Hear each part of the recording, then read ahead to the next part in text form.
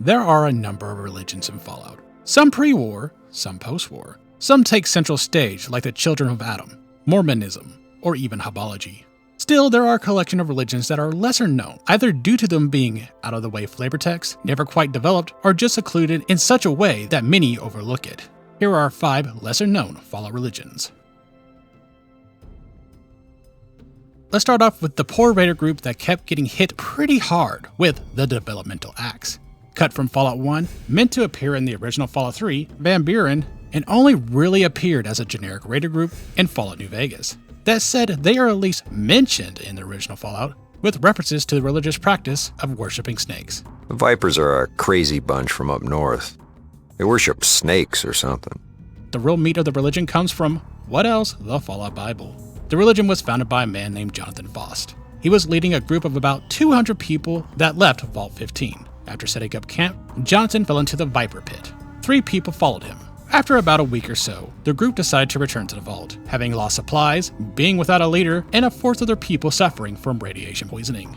Plus, some of them have already abandoned camp. However, before they left, Jonathan returned, alone. He was pale and obviously ill. He started to explain what happened. He rambled on about the idea that a god visited him. A god that explained the true way. A god that demanded sacrifice for the true way. The group doubted his claims, and Faust unleashed 2 giant vipers upon them. The vipers attacked both the group and him, and he laughed. By the next afternoon, he killed the vipers. Only about a fifth of the 200 people remained alive. Faust helped the survivors as they suffered fever and hallucinations. This subjugated the people and formed the core of the new religion, the Great Awakening. The vipers adorned themselves with bone-based armors and weaponry. They laced said weaponry with venom to paralyze their victims. As such, they used stealth and hunted for prey at night. Their prey was those who rejected the Great Snake, and they took humans as slaves to sacrifice. Sacrifices were frequent, with prisoners hurled into a pit full of vipers at midnight to appease the gods. Prisoners who survived the encounter with the pit vipers were given the chance to avoid being sacrificed and join the clan. In return for this chance, they were expected to complete a task for the tribe, such as robbing a caravan or a settlement for supplies. Succeeding would make the victim a part of the clan and gain their undying respect.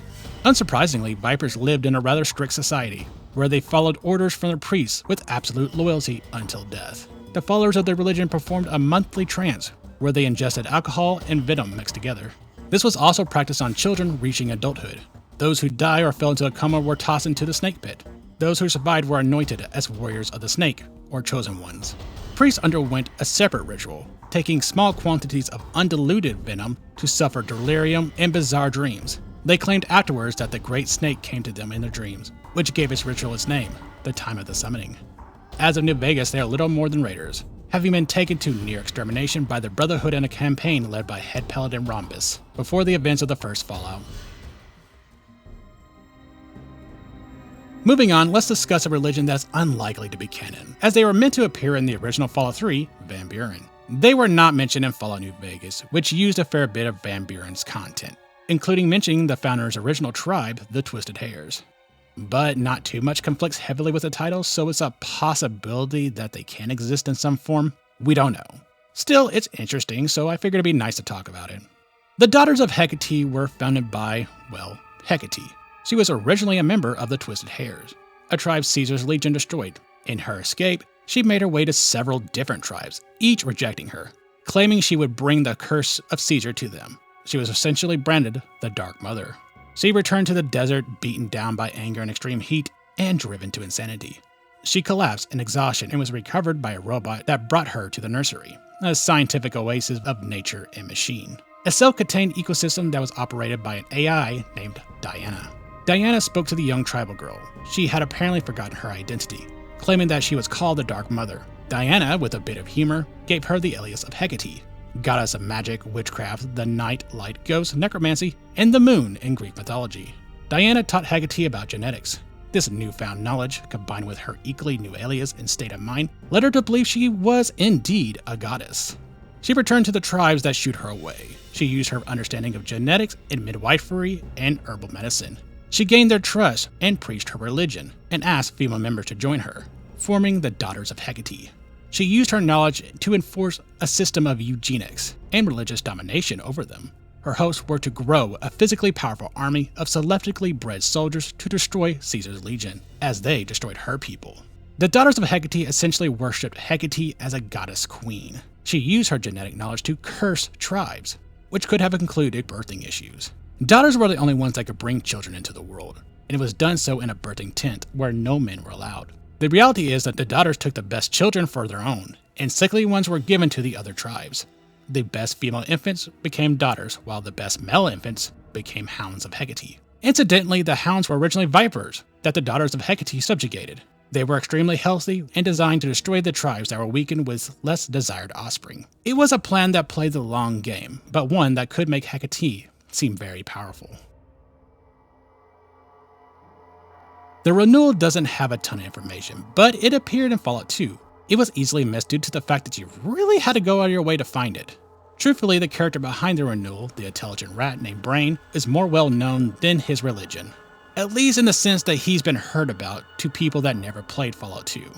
The Renewal promised a chance for ghouls to be renewed as humans, thus Renewal. While scientifically slanted, it does contain a religious overtone. The Brain can grant a talisman to the Chosen One to act as a symbol. His follower Zomak, speaks of him in a religious tone, and there are references to the Renewal being a cult. In reality, the Brain was using a religion to help further his ambitions of world domination. So it's not particularly deep or engaging, and it's not super clear if he had any actual belief in being a godlike divine being. But he did at least seem to want to keep his word of finding a way to cure ghouls. So there's that. The Goddess of the Sea was a religion that also appeared in Fallout 2. This religion involved tribal fishermen who threw spears into the sea to show their bravery or perhaps tribute from a bountiful harvest. In return, their supposed goddess would return Xanderroot, fruit, brockflower, sharpened sticks, junk, or a very small chance of a laser pistol, which the Chosen One could trade for. Likely, for the vast majority of people who play Fallout 2, this doesn't really ever appear. It's a random encounter that could only appear in the northwest coastal squares, these specific squares. It's not important by any stretch, but flavor. Very, very specific flavor. Out of all the religions listed, this is perhaps the most well-known of the lesser known. After all, it's directly a subgroup of the main antagonist force of the first game, the Unity.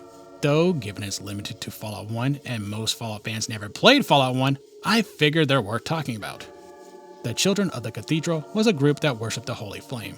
There's two interpretations of this. The first is that the Holy Flame is the explosion of nuclear fire. The second is that the Holy Flame is the Master himself. Both appear in dialogue. You could argue a third idea in that the Holy Flame gave rise to the Master, the second Holy Flame. Regardless, these robed religious figures practiced medicine freely as a means to spread their religion. They were more than aware of the Unity's goal to turn the human race into supermutants, and, according to the Lieutenant, they viewed the supermutants as gods.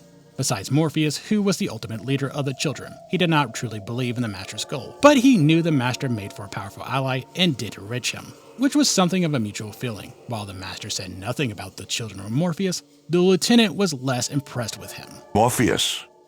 It's quite amusing. He thinks he's so much more than just a slug the Master recruited to head his Children of the Cathedral nonsense. Ah well. He too will be dipped in the vats, and he'll probably die a horrible death. I hope.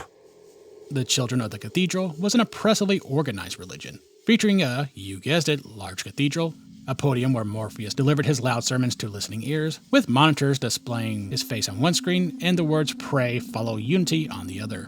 It had an administration structure, muscle needed to handle problems, not only super mutants, but FEV mutants like Tunbaricus, and it had the backing of the Unity, with a spy network to feed information to Morpheus and the Master. It had a pleasant face on the surface, but a terrifying presence underneath. And that was 5 lesser-known Fallout religions. A number of these had very little information about them, but it did help give the world flavor to exploring players. A very special thanks to my channel members, especially the Members Thrice Over members like That Crazy Game Developer and Denny McFeed. If you wish to support me and join us as well, I'd be more than happy. Otherwise, like, share, subscribe, all that typical YouTube stuff. Thank you. Have a good one.